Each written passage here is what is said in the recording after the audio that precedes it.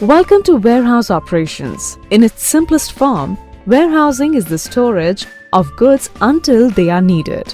The goal of warehouse operations is to satisfy customers' needs and requirements while utilizing space, equipment, and labor effectively. This module will give you an overview of the various operations involved in warehousing.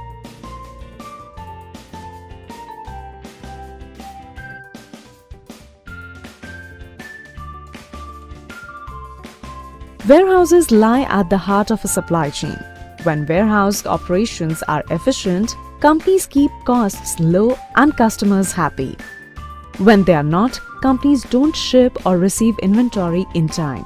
Workers are not as productive as possible. Customers don't receive the products they need in time, and the company loses money and credibility.